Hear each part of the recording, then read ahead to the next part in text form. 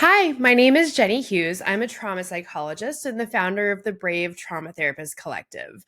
Today, I want to teach you about the window of tolerance. And you may have found this video because your amazing trauma therapist is part of Brave and shared it with you. And so you might already have talked about some of this with your trauma therapist. But either way, the window of tolerance was developed by Dan Siegel. If you watched my hand model of the brain video, then you will have heard his name before. He is a leading expert in the field of trauma and PTSD. And he developed the window of tolerance to help us understand what are the best or the optimal levels of arousal for us.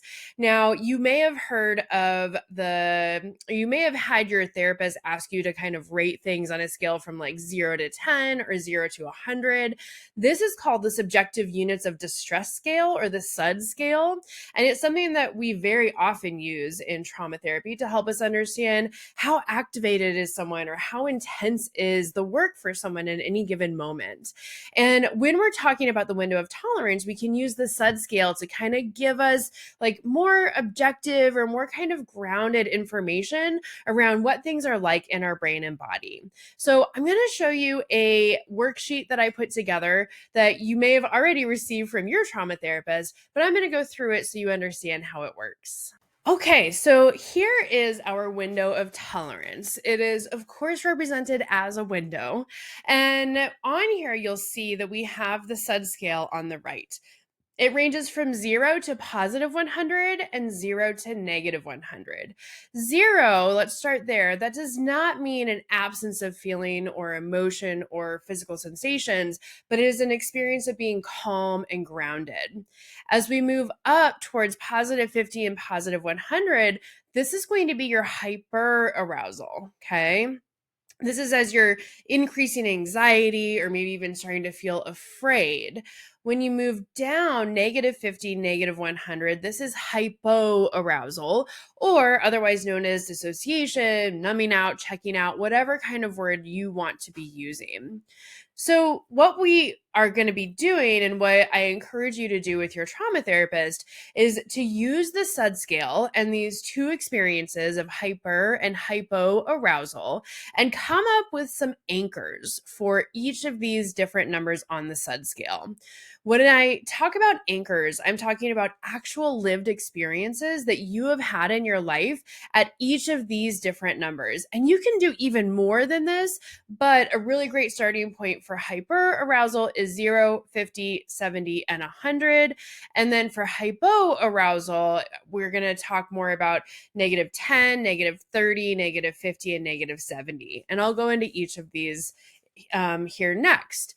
So first, I like to start with 0.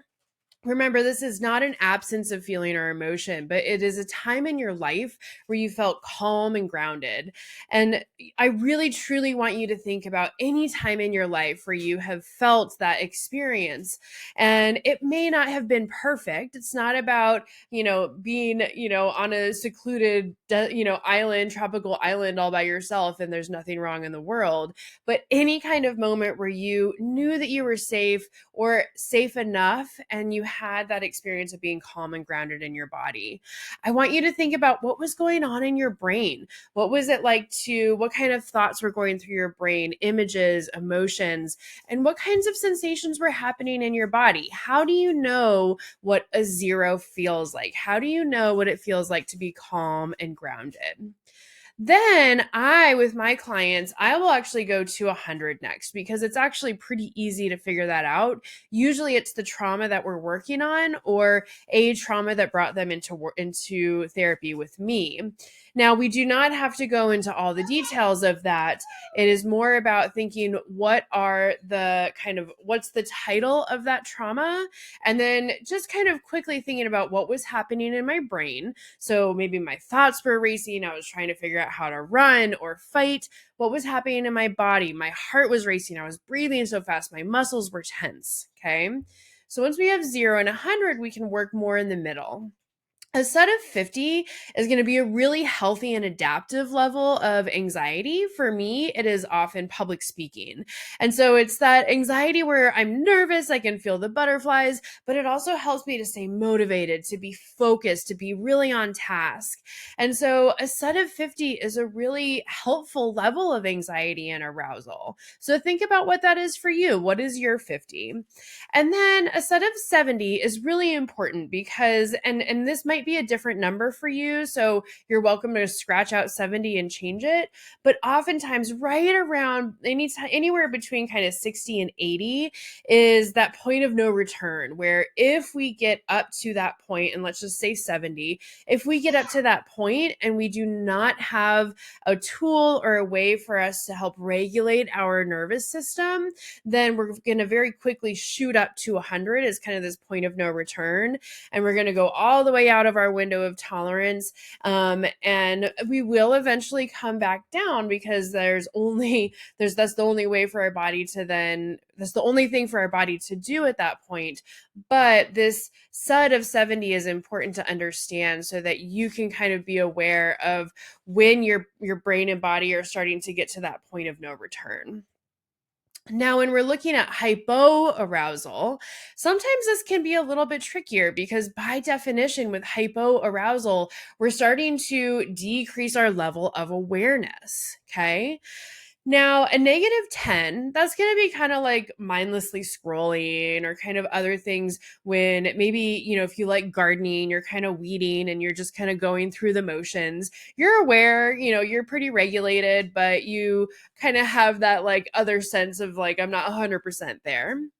-30 is this is going to be very different for everyone, but a lot of times -30 is where we're kind of starting to lose more awareness, but we're still functional. So a good example of this is, say you're driving and sometimes we'll kind of get to our destination and all of a sudden be like, oh my God, how did I get here? I don't remember the drive.